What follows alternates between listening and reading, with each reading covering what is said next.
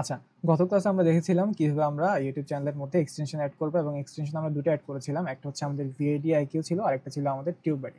আসলে আমরা দেখি এগুলো আমরা কিভাবে ব্যবহার করতে পারি বা এগুলো আসলে ব্যবহার করে আমাদের কাজগুলো কি। সো প্রথমে যদি আসি, এখানে দেখবেন যে কি আমাদের ভিআইডিআইকিউ এবং ইউটিউবের মধ্যে টিউববারির মধ্যে বেশ কিছু সাজেশন তারা দিয়েছে। যে যদি আমি এখানে বলি সামারিতে কি বললো, এসইও স্কোর তার হচ্ছে 50 এবং দেখেন এই স্কোরটা তারা কিভাবে কাউন্ট করছে। এই স্কোরটা তারা কাউন্ট করছে text in title and description. Same ট্যাগটা টাইটেলও আছে এবং ডিসক্রিপশনে আছে, যদি এটা থাকে তাহলে 20 হবে, কিন্তু তার যে ভিডিওটা অ্যাড করেছে তার কিন্তু নাই, যার কারণে সে 20-এর মধ্যে এখানে 10 পেয়েছে। আরেকটা কি বললো, ট্যাক্স ইন টাইটেল, ট্যাক্সটা টাইটেলের মধ্যে যদি থাকে তাহলে 20-এর মধ্যে 20 পাবে, কিন্তু এখানে তার নাই, যার কারণে সে এখানে 10 পেয়েছে।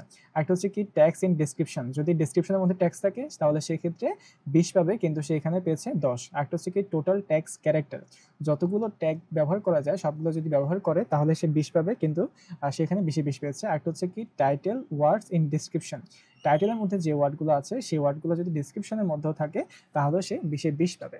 তাহলে আমরা মোটামুটি বুঝলাম যে এসইও স্কোর বাড়ানোর জন্য কি কি জিনিসগুলো এখান থেকে কাজে লাগে। তাহলে আসলে আমরা এগুলো একটু নোট ডাউন করে ফেলি। Text in title and description, আমি এটা নোট ডাউন করবো এখানে। Text in title and description, okay. এরপরটা কি বলবো, এরপরটা হচ্ছে আমাদের ট্যাক্স ইন টাইটেল। আচ্ছা, এরপরে কি আছে, এরপরে আমাদের এখানে আছে tax in description.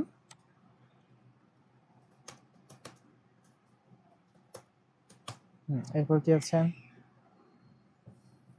Total tag characters.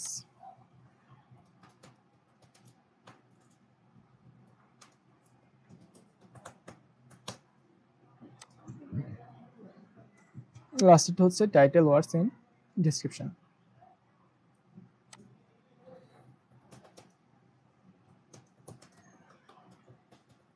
আচ্ছা, তাহলে এই জিনিসগুলো যদি এখানে থাকে তাহলে আমরা বলতে পারি যে তার এসইও স্কোরটা ভালো হবে, এবং এগুলো নরমালি আপনার এসইও স্কোর বাড়ানোর জন্য প্রয়োজনীয়। এটা কার মতামত, এটা বললো এখানে টিউববারি। আচ্ছা, এগুলো ছাড়াও আরো কিছু বেস্ট প্র্যাকটিসেস তারা দিয়ে রাখলো। কি কি বললো, হাই রেজলিউশন থাম্বনেল, এটা দেখেন টিক চিহ্ন দেওয়া আছে, তার মানে যে ভিডিওটা আপলোড করছে তার এখানে থাম্বনেল দেওয়া আছে। কমেন্ট পিন, সে এখানে কোনো কমেন্ট পিন করে নাই, যার কারণে এখানে ক্রস। তারপর হচ্ছে কমেন্ট হার্ট, কোনো একটা কমেন্টের মধ্যে সে যদি এরকম হার্ট রিয়েক্ট দেয় তাহলে এটা টিক চিহ্ন থাকবে, সেখানে দিয়েছে।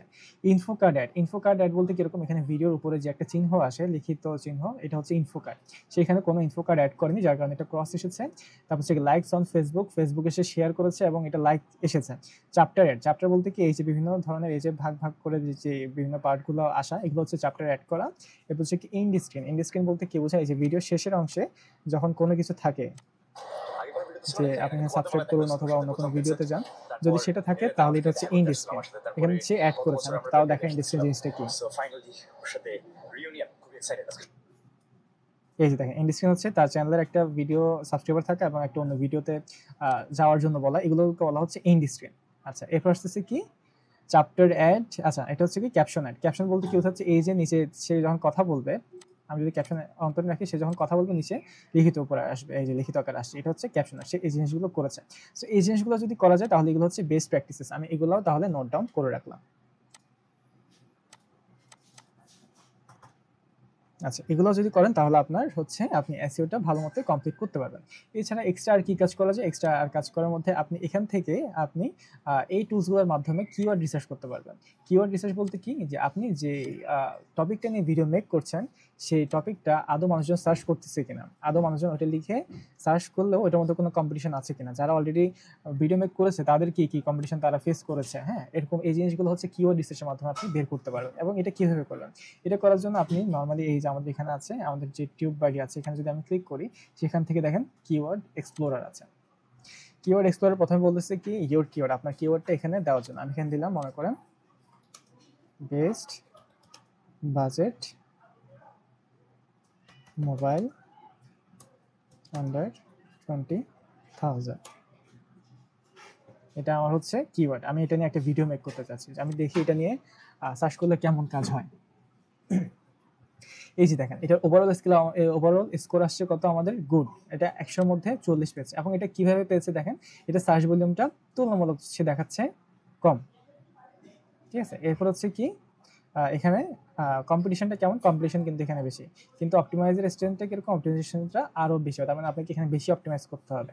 সো এই জিনিসগুলো, তার মানে আমি এই কিওয়ার্ডটা নিয়ে এখন যদি কাজ করি তাহলে আমার এখানে র্যাঙ্ক করার ক্ষমতাটা কম থাকবে, ঠিক আছে।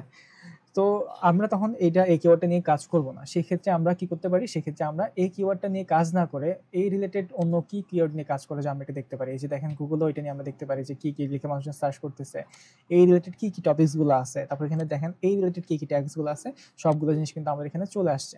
এবং আমরা এটার সাথে যদি আরও যাই যে আমরা চাচ্ছি এই রিলেটেড আরও কিওয়ার্ড বের করার জন্য, সেক্ষেত্রে আমরা কি করতে পারি, সেক্ষেত্রে আমরা যদি রেজাল্টে দেখি, দেখেন এখানে এইটা নিয়ে যারা অলরেডি ভিডিও মেক করছে তাদের রেজাল্টগুলো কিন্তু আমি এখানে পেয়ে গেলাম। সো আমার তাহলে এটা কাজ কি, আমি তাহলে মোটামুটি বুঝলাম যে আমি এটা নিয়ে কাজ করব না।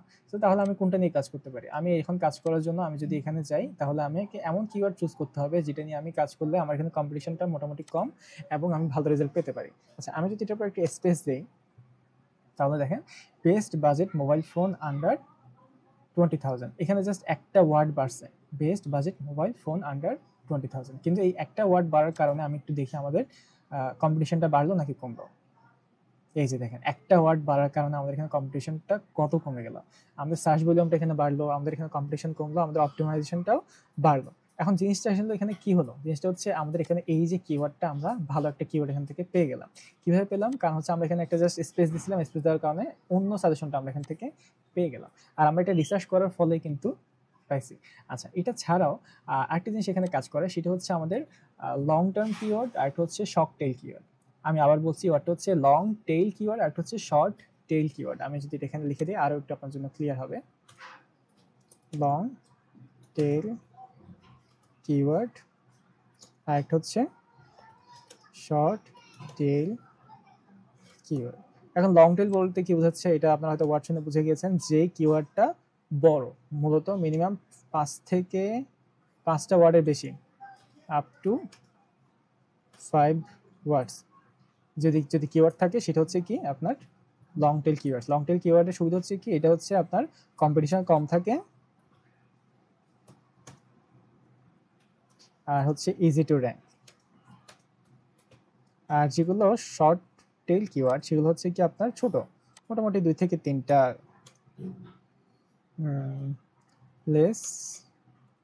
লেস দেন 5 ওয়ার্ডস, 5 ওয়ার্ড কিওয়ার্ড। এগুলো হচ্ছে কিরকম, আপনার কিওয়ার্ডটা এখানে এখানে আপনার কম্পিটিশনটা বেশি থাকবে,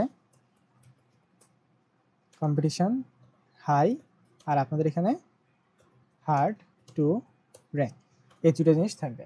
সো আমরা মূলত চেষ্টা করব যে আমরা যাতে একটু লং টেল কিওয়ার্ড নিয়ে কাজ করতে পারি, তাহলে আমাদের কম্পিটিশনটা কম থাকবে এবং আমরা ইজিলি এখান থেকে র্যাঙ্ক করতে পারবো। আর আমরা আরও অন্যান্যভাবে কিন্তু আমরা কিওয়ার্ড বের করতে পারি, সেটা হচ্ছে কীরকম, আমরা জাস্ট এখানে ইউটিউবে সার্চ বারে এসে যদি আমরা এখানে সার্চ করি, মনে করেন কি লিখছিলাম ওখানে, আচ্ছা ওখানে লিখছিলাম আমরা, আমাদের কিওয়ার্ডটা ছিল বেস্ট বাজেট মোবাইল আন্ডার 20,000। এই যে দেখেন এটা ছিল আমাদের কিওয়ার্ডটা, কিন্তু এই কিওয়ার্ডের সাথে দেখেন এখানে অটোমেটিক্যালি স্পেস দেওয়ার পর আরও অনেকগুলো কিওয়ার্ড চলে আসে, তার মানে এই যে কিওয়ার্ডগুলো আসছে এগুলো সবগুলোই কিন্তু আমাদের এক একটা কিওয়ার্ড। এগুলো হচ্ছে কিওয়ার্ড, এবং এগুলো যদি আমরা কাজ করতে পারি তাহলে কিন্তু আমাদের র্যাঙ্ক হওয়াটা ইজি, কারণ এগুলো হচ্ছে একটা লং টেল কিওয়ার্ড এবং এগুলো লিখে মানুষজন সার্চও করতেছে।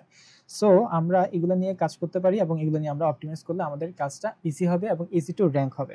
সো আমরা মোটামুটি আজকে কিওয়ার্ড রিসার্চটা বুঝলাম এই টুলসগুলো ব্যবহার করার মাধ্যমে।